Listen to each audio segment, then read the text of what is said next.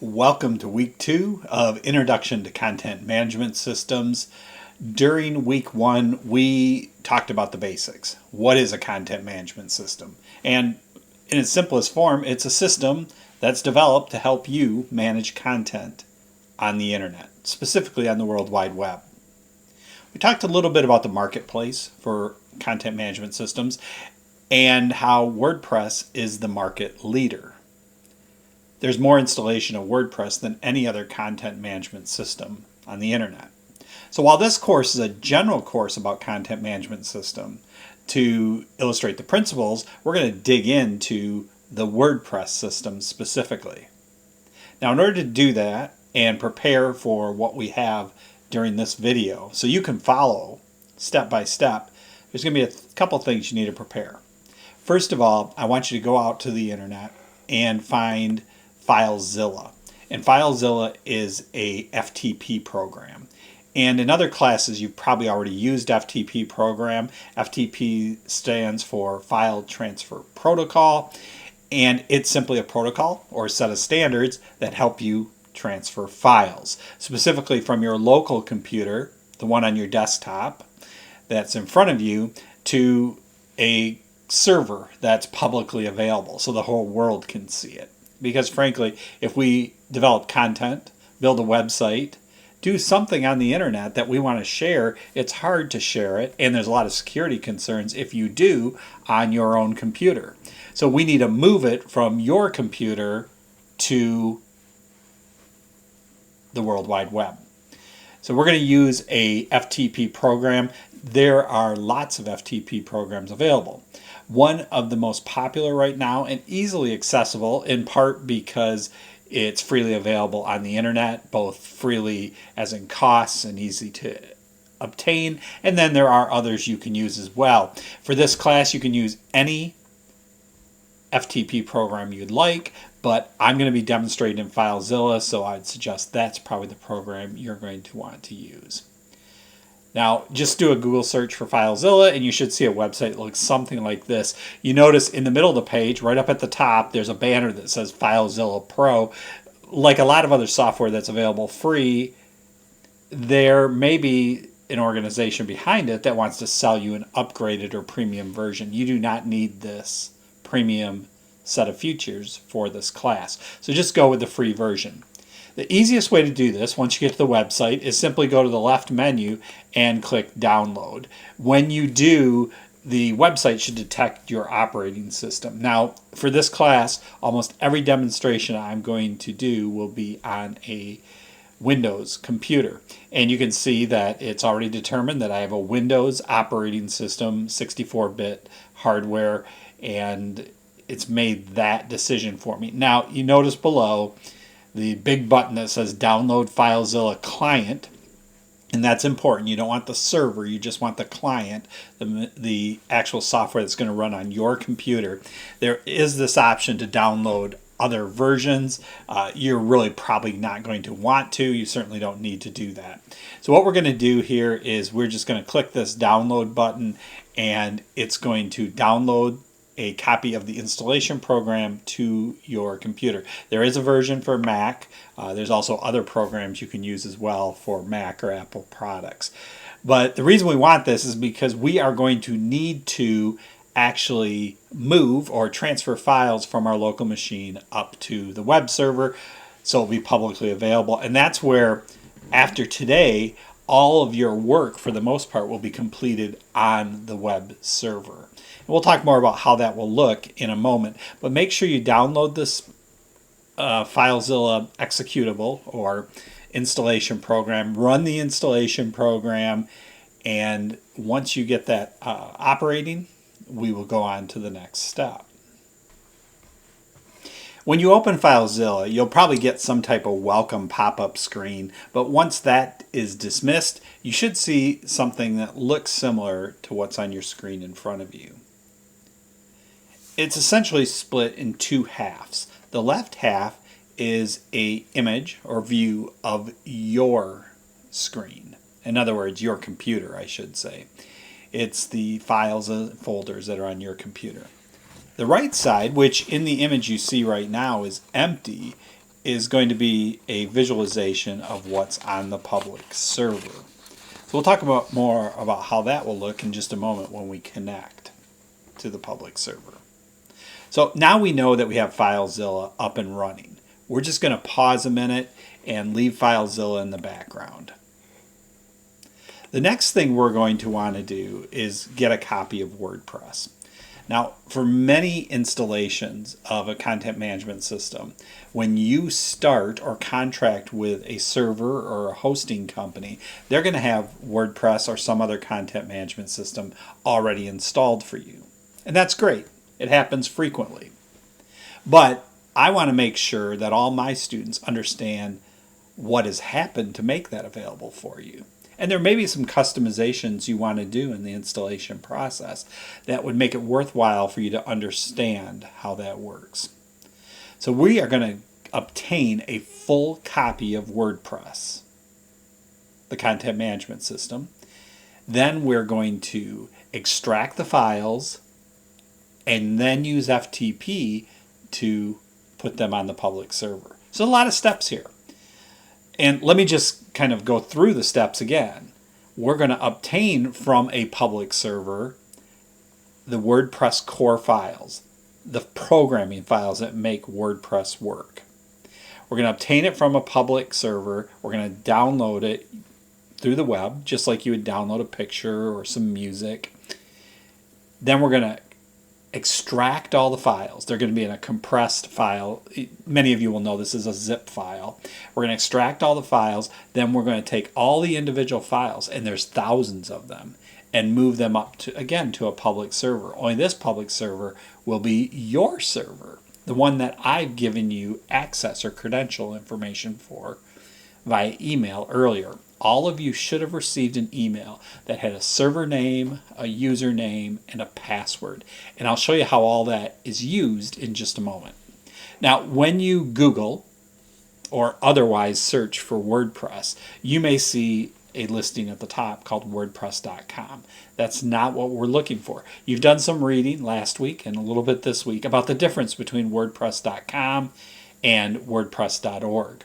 WordPress.com is someone who already has the WordPress installation installed for you, and it's ready to go. And that's a service that you pay for in most cases.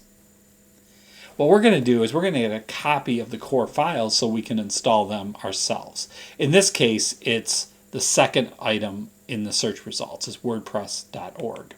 When we click on WordPress.org, you'll notice, much like when we were on the FileZilla site, it should be pretty apparent where you download, what you click on to download the program. In this case, they don't say download WordPress, but in the top right of my screen, it says get WordPress. We're going to go ahead and click on WordPress. Now, you should consider that there are different versions of WordPress. Always go to WordPress.org to get the latest version. And when I say the latest version, I'm really talking about the latest stable version. You'll notice under the phrase here, download and install yourself, there's a big button that says download WordPress 6.7.1, and that's the latest stable or production version. And that's what we're going to use for the class. Now, if you look underneath that button, you'll notice some other links where you can see other versions you could download. Maybe versions that are still in development, maybe in a beta stage where they're not really ready for production. But again, for this class, we're going to download the current production, and another way to say it is stable version of the software. Again, we are not installing the program at this point, so it really doesn't matter where you store it as long as you'll know where that is. And I'm going to save it right here. And this may take a little while. You may notice my browser is a little bit different than what you may use. A lot of you would use Chrome, some of you Safari. I'm actually using a browser called Brave. Now that the file download has been completed, I need to find it on my computer. I'm just using File Explorer. On a Mac, you would use Finder. And you notice I have a zip file or compressed file here.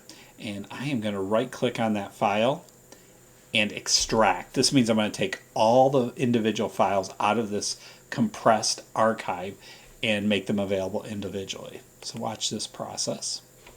First thing it asks me is where do I want to extract these files? Just like where we stored the original installation file, it doesn't really matter the location as long as you remember and know where that's at. I'm going to hit the extract button and we'll go through the process. You can see here that there's over 3,500 files that are going to be extracted. So WordPress has some complexity to it. You'll notice now there's two different folders. One is the actual WordPress folder where all the files were decompressed or extracted into, and the other is the actual compressed file. So we're going to look at the folder that contains all the decompressed files, just to kind of give you an idea of the layout. There's a folder called WordPress, and then in here is where the folders and files start to get deep. As you look at this, you may say, well, it doesn't look to me like there's 3,500 files. But if you go into some of these folders, you'll see there's more folders and more files, and it just keeps going and going and going. What we need to do is we need to take all of these files. That's where you'll be able to actually do the real install of the WordPress program, and that's where the world, and myself as your instructor, will be able to start to see you use and develop the WordPress system. So for the next step, we're going to use FileZilla. Because remember, FileZilla is an FTP program, file transfer protocol, that uses the protocol for transferring files. We're going to take all these files we just downloaded and extracted onto our computer. We're going to move them up to the public server. Let's go ahead and start FileZilla. And we've started this before, but as you remember, the left side of the screen is your computer, the right side is the public server, and if you look on the right side, there's nothing there. That's because we're not connected to the public server. Earlier, I gave you a set of credentials to authenticate who you are, so you have access to the public server. Now, that sounds a little odd to need access to a public server. The reality is the public, anyone in the world, will be able to see what you're doing, but you want to be able to do more than see. You want to do things like copy files into or write files into or edit. So you are an administrator of sorts, and you need authentication information, meaning usernames and passwords. But before we even do that, we have to identify the server you're on, and I gave you an IP address. For my server, the IP address is just pasted into the host area. Now, everyone's going to have a unique IP address. And this IP address directs to a location on AWS. If you don't know what AWS is, it's called Amazon Web Services. Yes, it's that Amazon. You may not realize this, but it is actually a very, very profitable area of Amazon. We think of Amazon as the people that deliver to our doorsteps all the things we want or maybe think we need. Well, AWS has built such a great infrastructure of servers and other equipment to help move the web, they actually resell it. In fact, when you go to Blackboard, Muskegon Community College Blackboard, it's actually hosted on Amazon. Well, the sites you're going to be building, the WordPress site you're going to be building in this class is actually open on Amazon. So the IP address I gave you was an IP address, or it's kind of a serial number, somewhat like a street address, the location of your space on the Amazon server. So the first thing you're going to do in FileZilla is put the host name. This is how FileZilla will identify what server, what equipment, what machine, what computer are you trying to reach on the internet. The next thing I gave you was a username. And you'll place your username up here. And the third item I'll give you is your password. And all this should have came in an email to you earlier. If you don't have it, if you never received it, let me know. Now this other piece is really important. It's a little bit techy for some people in this class. Others are going to really understand it. And the port has to do with whether or not the connection between your computer and the place where you're going to put all these files is secure or not secure.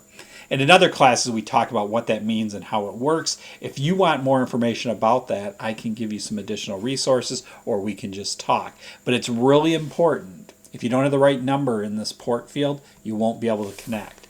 In fact, every one of these fields is going to be unique and needs to be exactly right. The port number for this class for reaching your server on AWS, on Amazon Web Services, is 22. Then we're going to do a quick connect. Now, if we were going to use this computer and we're going to use FileZilla over and over, we probably would want to do something other than the quick connect option. We'd want to save all our configuration. But the reality is, once we get through with this step of moving all the files from your computer to the server, you won't use FileZilla again this semester. So I'm going to hit quick connect here, and hopefully it's going to make a connection. You may get a pop-up window similar to the one you see in front of you. And I'm going to say, I'm going to always trust this host, and OK. Once you're connected, you now see something on the right-hand side of the screen. Again, I want to emphasize, the left side of the screen is what's in your computer. The right side of the screen is what's in the public server. And you may notice there might be something in there, maybe a document called test.txt or index.html, but there's not going to be a whole lot. Now we're going to put a whole lot in there.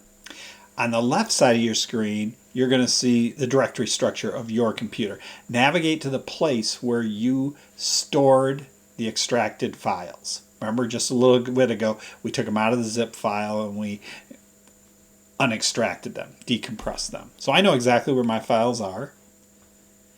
And remember, we're not going to select the WordPress folder. We're going to go into the WordPress folder, and we need to take everything that's in this folder and move it from your computer to the public server. The way I'm going to do this, I'm going to select just one of these items, just single click it, and then I'm going to hit Control A to select all. Notice how everything on my computer, everything that's in the WordPress folder, is going to now be moved to the right, or I have the ability to move it to the right. What I'm going to do is I'm going to grab it, and you can see, hopefully, my cursor now is in the right-hand side on the public server, and when I let go of it, it starts the process of moving all of these files. Remember, 3,500. So it's going to take a considerable amount of time.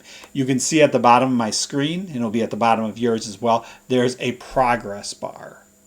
It's telling you which file's being moved and how it's progressing. This is going to take some time. So we're going to just pause here again. You might want to get a cup of coffee, and then we will be right back once this process of moving all these files to the server has completed.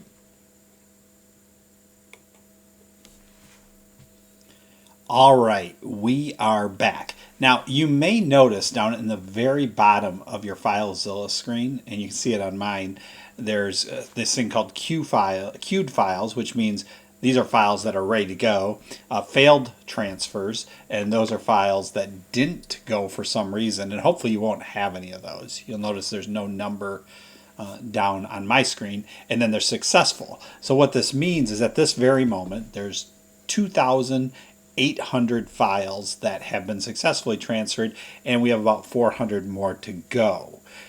Again, all these files are moving from your computer to the server or the public machine.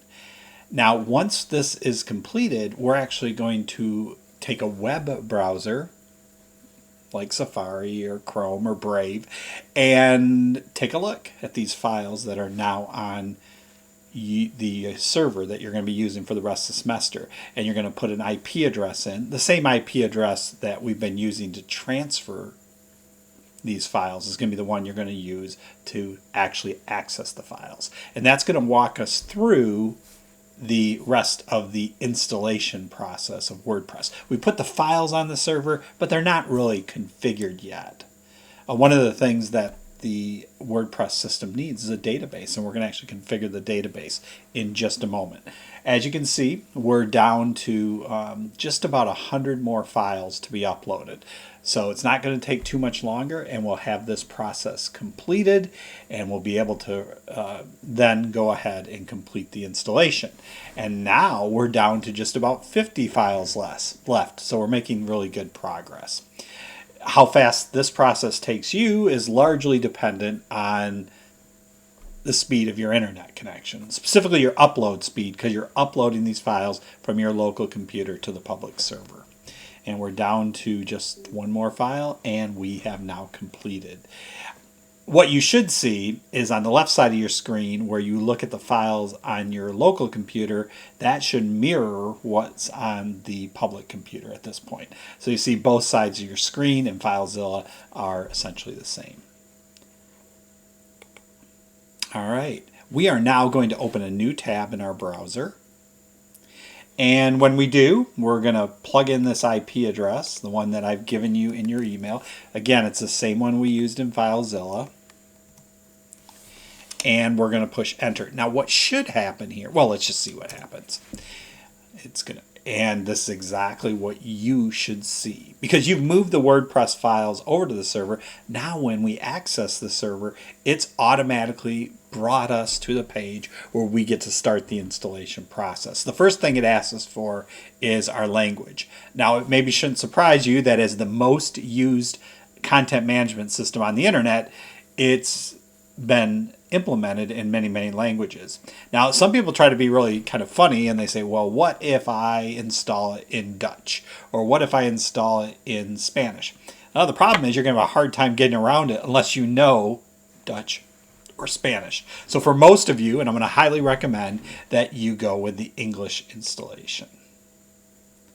The first thing you're going to be reminded of is to go any further, you're going to need some more details. The database name, which I provided you in your email, the database username, and the database password. Also the database host and the prefix. You'll have all this information in the email I gave you. The database name is WordPress. That may be pre-configured, but probably not. You're probably going to have to write that in. Your username is, again, going to be in the email I give you. For me, it's dbuser. I think it's dbuser1. And the password is going to be what I gave you.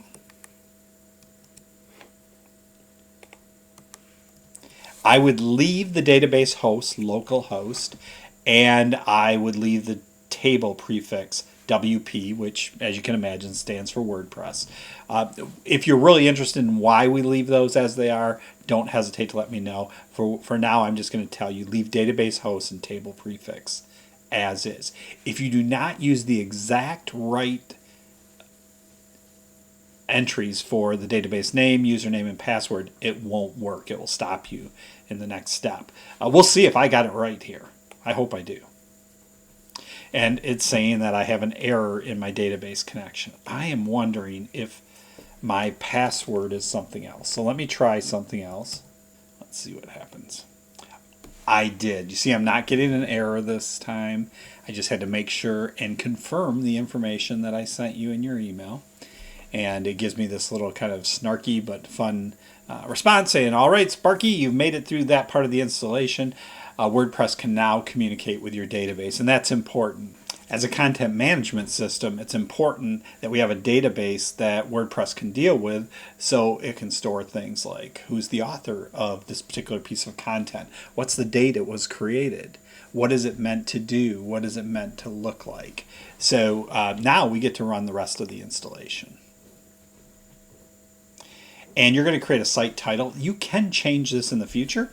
For now, I'm going to put the words, this is a test site for the class demo.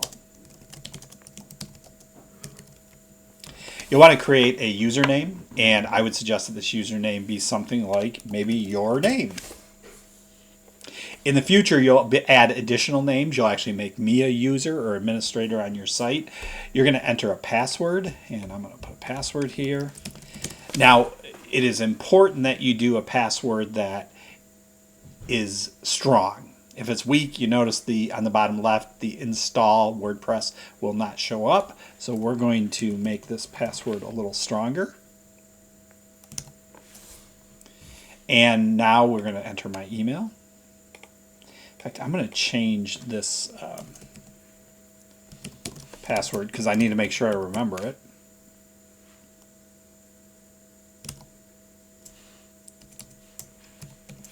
And I think I will remember that, and we'll hit install. Now this may take another pause of a minute while it gets things configured. It says, hey, your system has been successfully installed. Thank you and enjoy. Log in. And let's see if I remember my password correctly. First thing you're going to want to do is log into the system.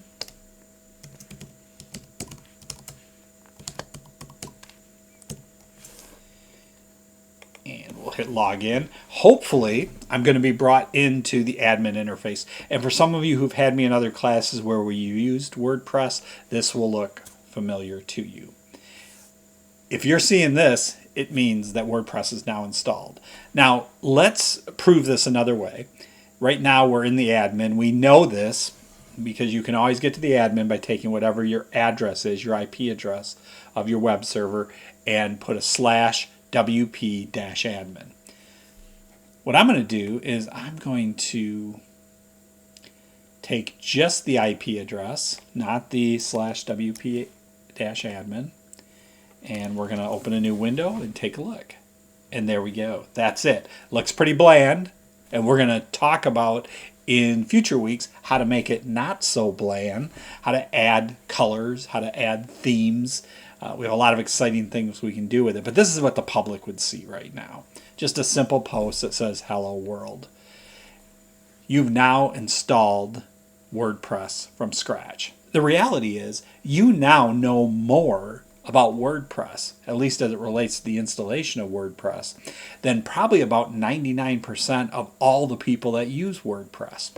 As I said at the beginning of our session together, most users of WordPress get a WordPress configuration already given to them. All they have to do is log in. You now know how WordPress gets to the point where you can log in. And that is way beyond what a lot of WordPress new users know how to do. So, thank you for joining me for this session, and I look forward to working with you going forward.